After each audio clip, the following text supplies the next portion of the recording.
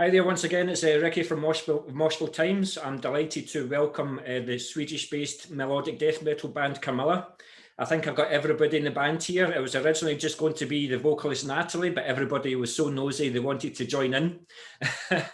So guys, how are you guys doing? How have you been since the lockdown? Have you been lucky enough to keep your jobs and everything like that and keep life as normal as possible? Yeah, actually, myself, I'm not affected by the pandemic at all. I Good. have to work from home. And apart from that, the pub is closing at 8 o'clock, but that's pretty much it for me. Yeah, that's cool. What about yourself, Hakan? Yeah, I would say my life's been quite normal, except those pub closing 8 o'clock. That's tough for us, of course. But yeah, we have rehearsal as often as we can. And yeah, I'm doing okay. Yeah. And you got Nathalie here. Hi. Hi, Nathalie. How have things been for yourself with lockdown? What? How have things been with yourself in the lockdown? Like, have you been managed to keep your job and everything like that? Everything's okay? No, the only problem that I have is that I can be here when we decided to be here, because I'm supposed to be here in March of 2020. Yeah. We have to wait a lot of time. And anyway, it was so difficult for me get out from Argentina and get in here. It was really, really difficult. Yeah. Thanks very much for that. What about? No, nothing. All right. What about yourself, Felix? Everything okay? Yeah, it's going okay. I mean, at a school quite far north away from the rest of the guys. And I'm in a kind of a dorm situation. So we're in a lockdown for about 10 days now, I think. Yeah. So it's a lot of alone time, spending a lot time with yourself in your dorm room.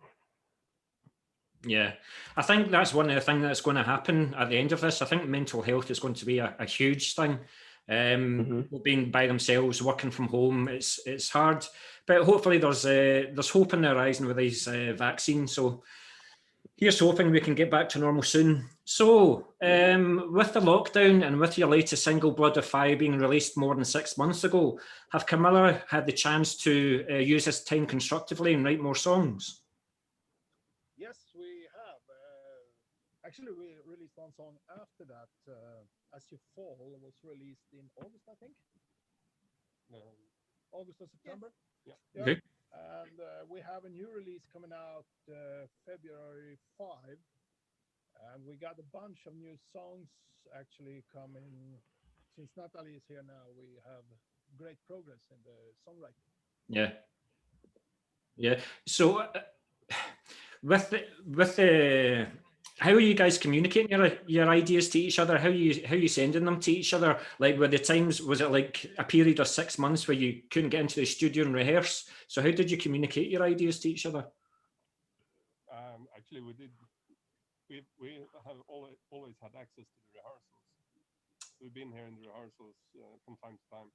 Yeah. And we do small recordings on the phone and send over the internet and ventilate ideas. So one is coming up with a guitar hit, and Nathalie is doing melody to that, and eventually we're gonna have to change things over and over to get it all fit together.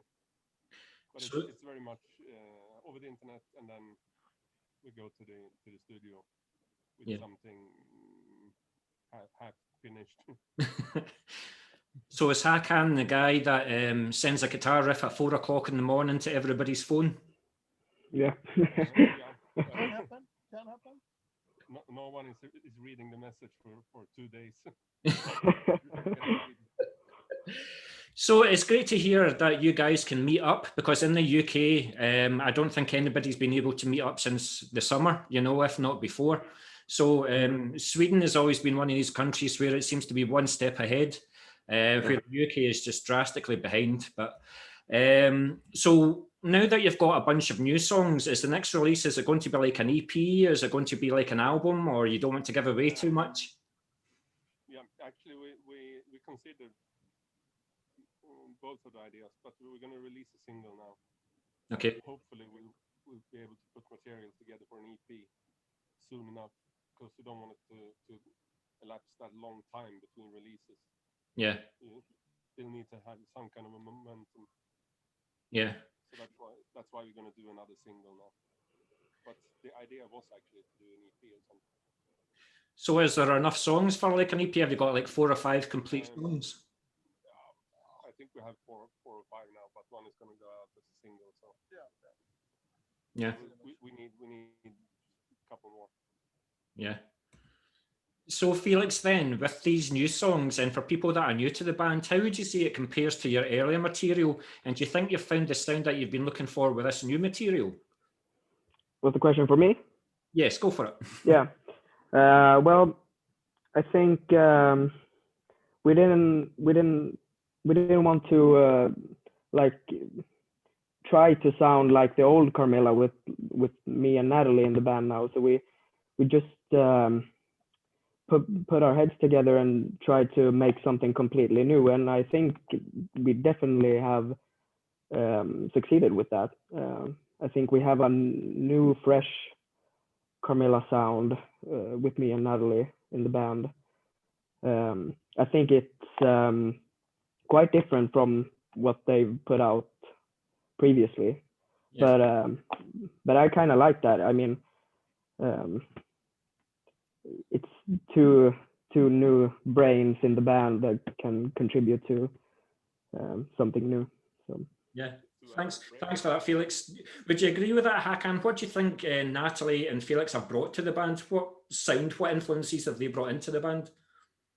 I agree 100% what Felix has said.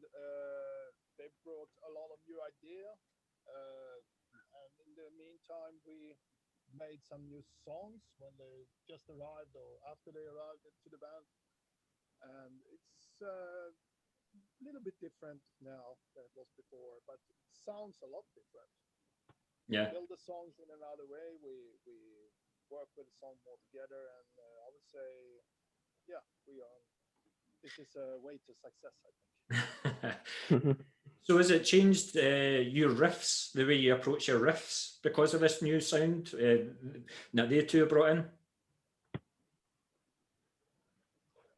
Well, actually, the song that's to be released in February, that was written by this Felix Björklund. So that's going to have some different sound to it, actually. And the new songs we have now, it's I'm going to have a different side, actually.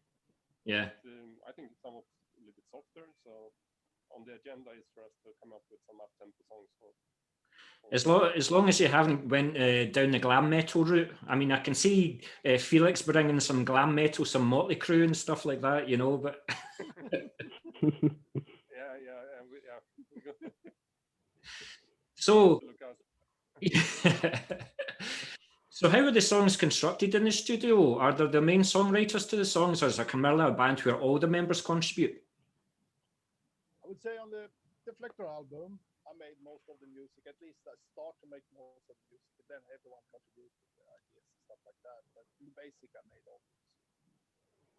I would say now most of the songs are coming together by different riffs made from different person in the band.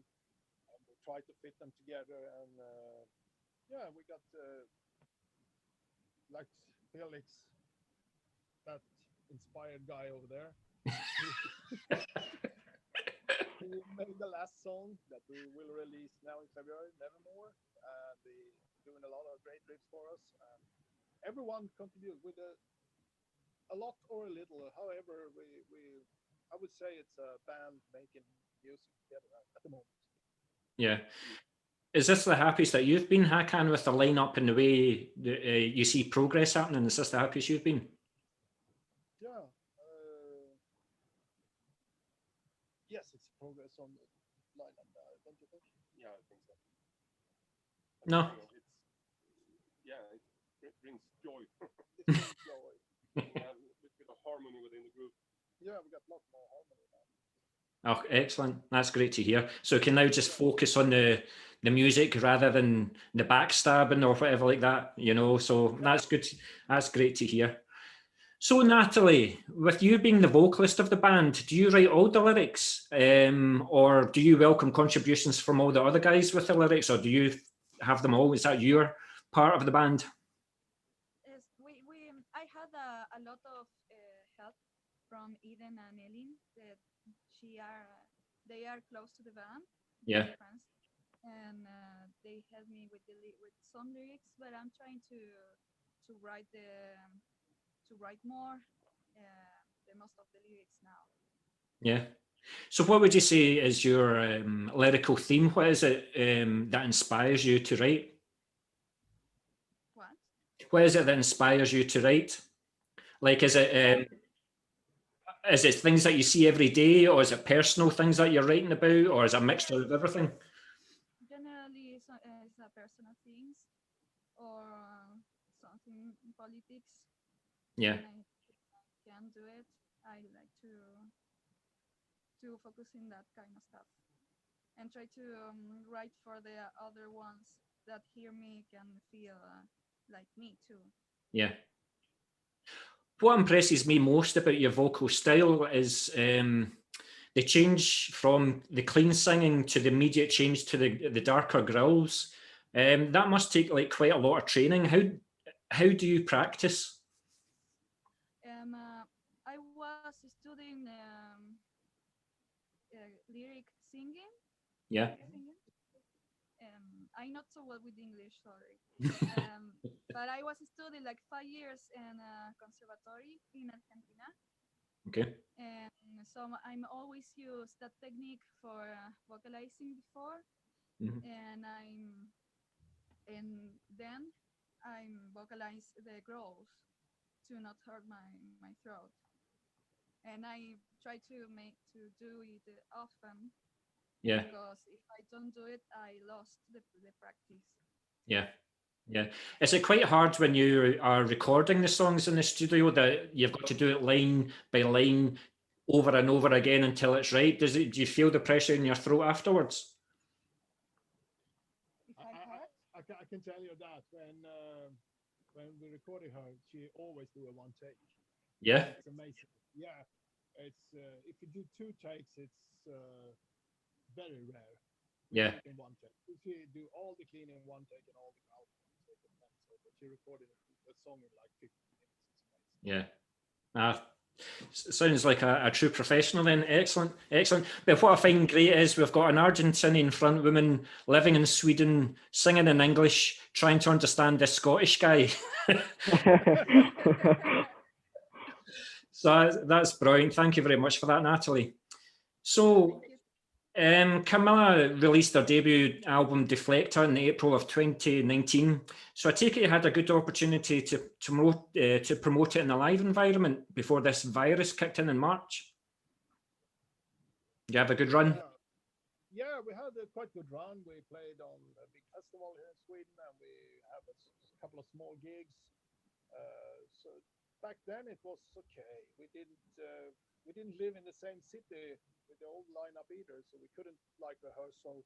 I think we had rehearsal 11 times when we go to the Gävle Metal Festival. And that's very little for a band that's going to a huge festival to play. Yeah. And yeah, we really miss to have that opportunity now with the singles we're releasing, because it was quite good opportunities anyway to do actually. Yeah.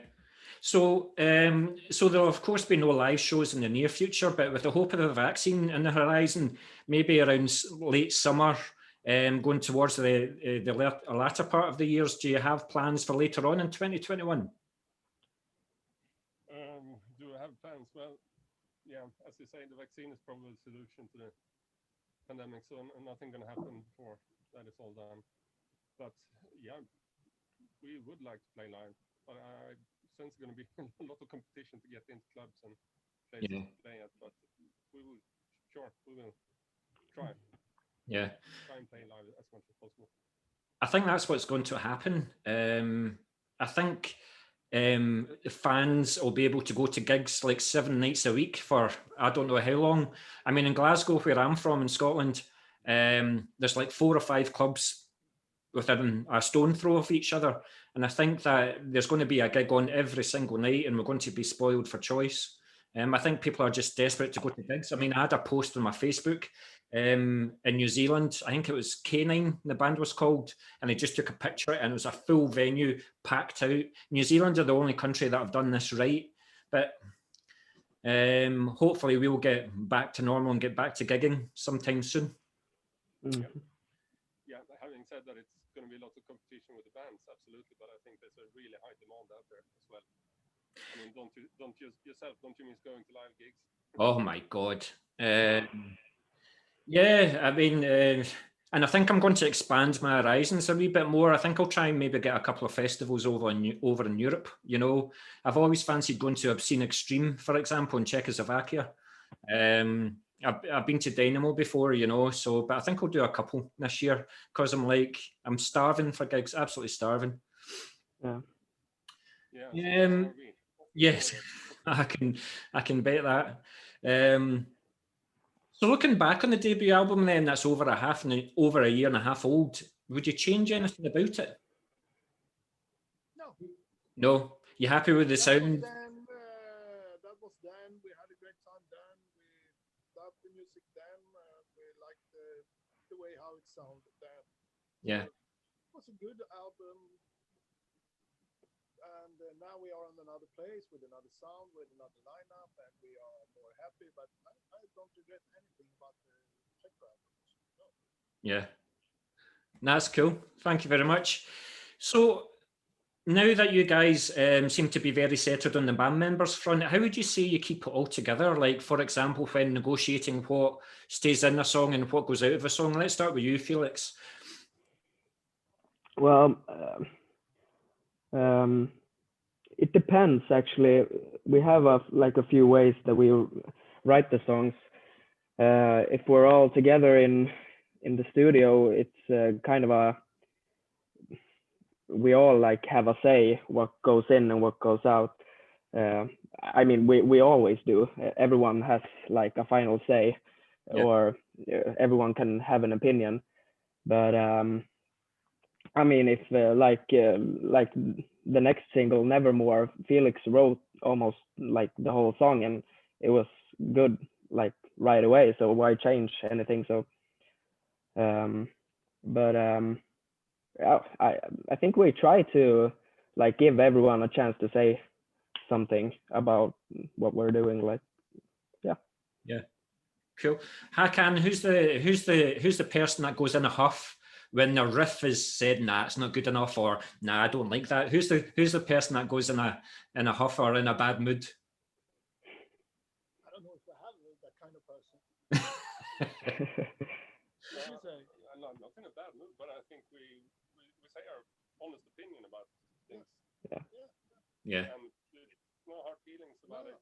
It's just, I don't like that because it sounds like, or not like it, and it's we not always agree about everything, of course not. Yeah. But we find a way to solve it in the end. Yeah.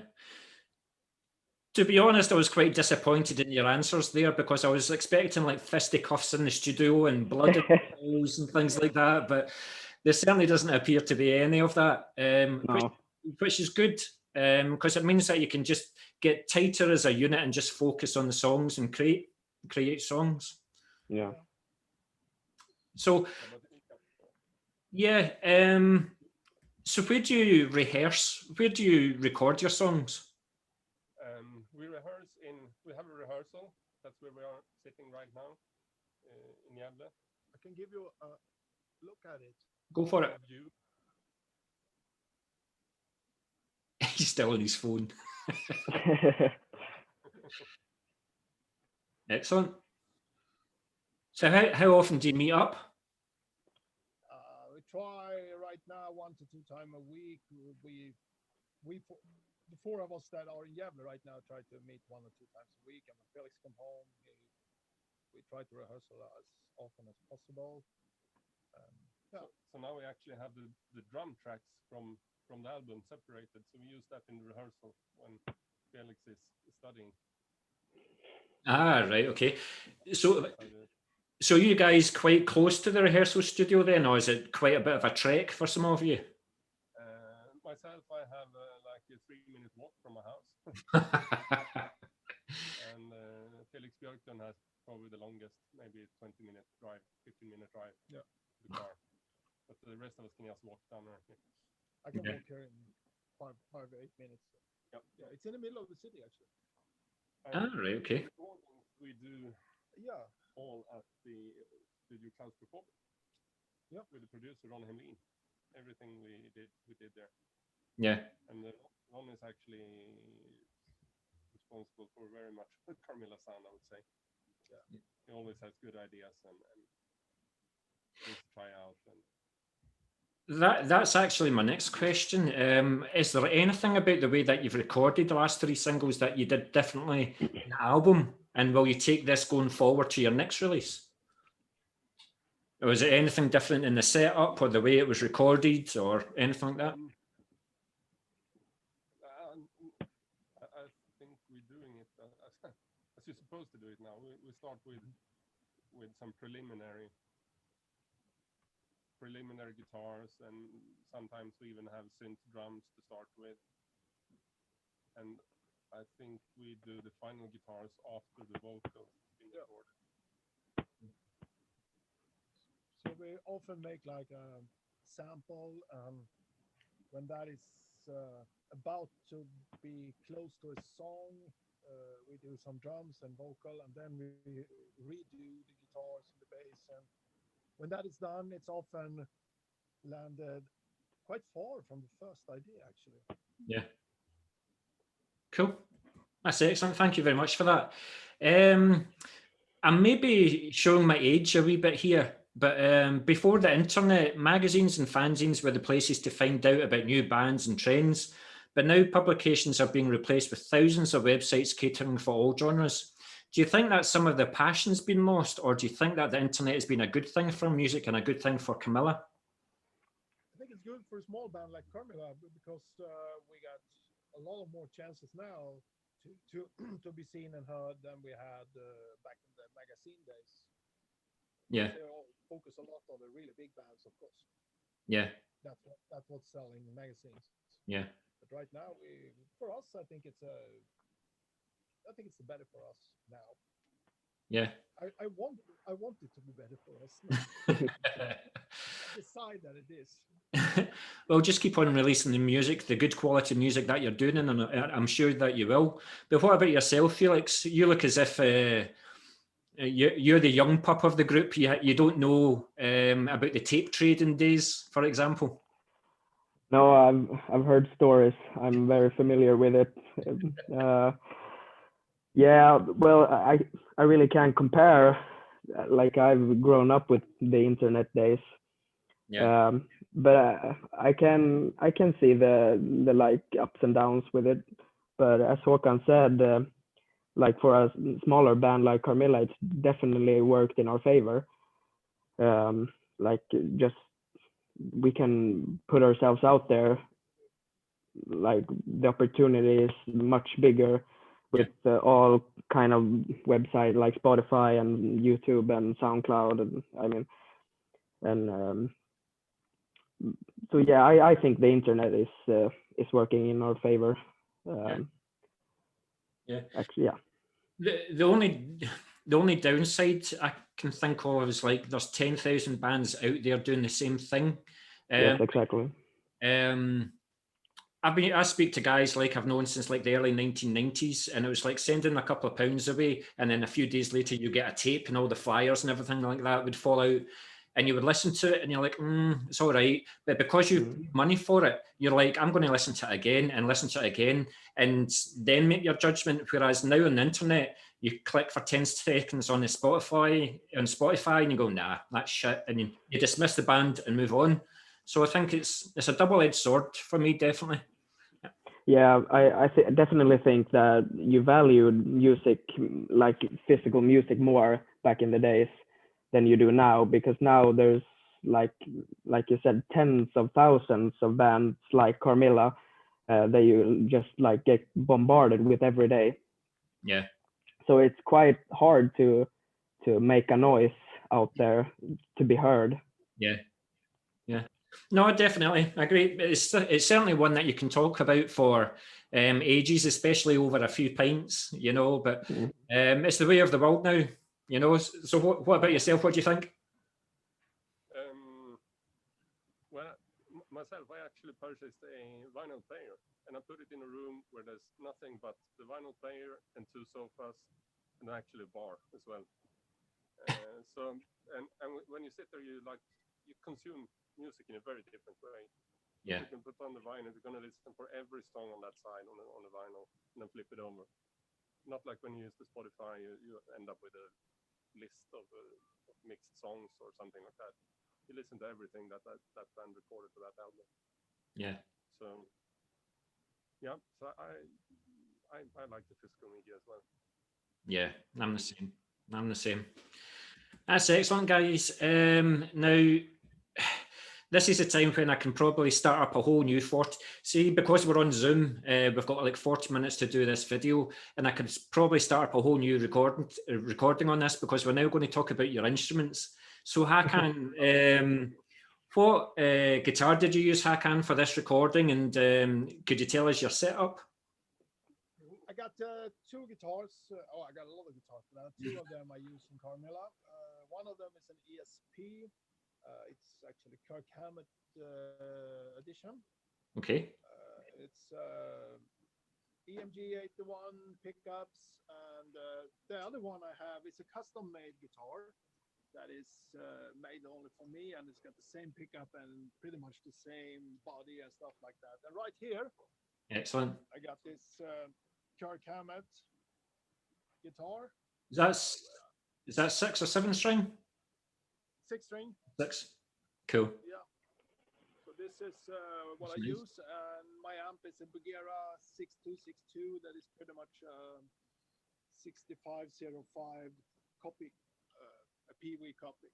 Yeah. And I don't use any pedals, any boxes or that shit. I just put my cable straight into the amp and I play. I'm not like the most of the guitarists, you know, they're talking about the stuff, they change and stuff, they buy another pedal, no, I just play.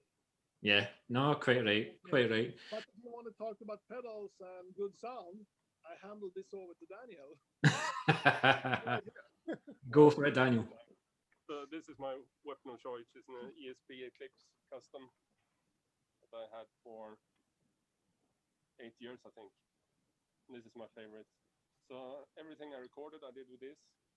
But well, I have plenty of guitars, but I did buy a solar guitar, the Old England guitar brand, and I'm having that redone. Put some new pickups in it.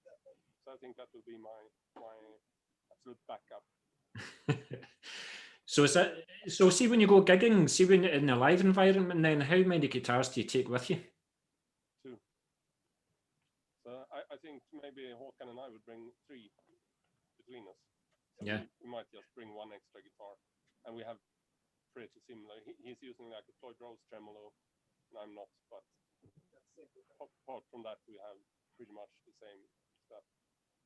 As an amplifier, I play the Pee-wee 6505. But in the studio, everything is recorded with the Kemper profile. Yeah. Actually. Cool. But here's a guy who likes pedals. Let's hear it then. Let's hear it. Yeah, this is the bass I use. It's Sunday. I don't recall the model, but it's the Sunday like Electra or something with active pickups, Delanos, and I use 96 Helix LT pedal board with a lot of resets. Right now I'm using a Ginger preset that he made himself. Yeah. Warwick top and the colors. That's really cool. Thanks very much. There's so many bands out there. Like I've got like 5-string basses. Are you quite happy just with the 4, or would you experiment with the 5-string? I use the 5-string also for Psycho Man. Right now I'm using 4 strings, and I mostly use 4 strings. Yeah. All the time, but I can switch to 5 if I want. Yeah. but it gets messy switching back and forth with 5 and 6 because I tune a bit different. It's not like a straight up and down drop tuning. Then Yeah. I do a weird tuning to keep up with the guitar players. That's excellent. Thanks very much. Thank you for that. Nathalie, hi. With you being the vocalist then, have you went through like a number of microphones before you finally settled on the one that you're using just now for the recordings? No, I don't need nothing special. I like to sing. I don't care so much about the brand or other stuff. So I just sing. Yeah, so you, it's quite straightforward for you then. It's not like you've got a whole box of microphones that you've tried and threw away. It's quite easy for you. What? No, sorry. Sorry, it's a Scottish accent. I'm just saying, like, it wasn't difficult for you to get a microphone, a brand that you want to use. It was just like, do you take your own microphone in the live environment, for example? Do you take the microphone from the studio into a gig? Do you use the same microphone? Yeah. No, yeah. In rehearsal, I use a dynamic. Yeah. I use this microphone is very popular. It's cool. This Shure SM58. Cool. I always know that it's a good microphone to rehearsal, to live, and when I'm in the studio, I use what Ronnie has. I don't remember the brand because it's kind of new, but Yeah. it's really good. And when I was in Argentina, I had my own microphone, condenser microphone, Okay. an Audio Technica. Mhm. So I don't need too much. Yeah, thank you very much for that, Nathalie. Thank you. Listen, guys, it was an absolute pleasure talking to you. Oh, sorry, Felix, I forgot about the drummer there, as most bands. And I think it's a view of the drums here. So, Felix, tell us about your set then. What's your setup? Yeah, it's Tama Superstar Classic. So it's 10, 12, and 16 inch on the toms. I think it's a 22 inch on the bass drum and a 14 inch on the snare drum. And then the cymbals is just anything that isn't broken. I do have a Wuhan China. No, that's a Siljan. I think I have my own one here at the school. And then I just use Vic Firth 7A drumsticks and a pair of Tama Iron Cobra dub pedals. Cool. So how difficult or easy was it to get the snare sound that you were looking for? No, it's quite easy. I mean, I like to crank the snare, like tune it really, really high. And then Ronnie uses his magic fingers on the computer and it all works fine at the end. Yeah. Yeah. Cool. Well, listen, guys, it's been an absolute pleasure talking to you. I'm looking forward to hearing the new single and see how the new fresh sound is sounding. So please send it on to me. We'll certainly do a bit over at Moshville Times down here in Scotland to promote it. But I'm certainly looking forward to hearing it. So have you got, where will we find Carmilla in social media then? Yeah, you can find us in Twitter or at Carmilla Band, or Yeah. you can find us at Instagram. Carmilla underscore band. Metal Band. Cool. Cool. And I think in Facebook it's just Carmilla Band. Yes. Yeah. Cool. And YouTube, Carmilla. Carmilla Metal Band because it's not easy. Okay. Carmilla Metal Band. Yeah, and Spotify and all this is just Carmilla. Excellent, excellent. Well, I'll certainly be keeping an eye on what you guys do. And like I say, I'm looking forward to hearing this new single. So I would like to wish you guys all the best.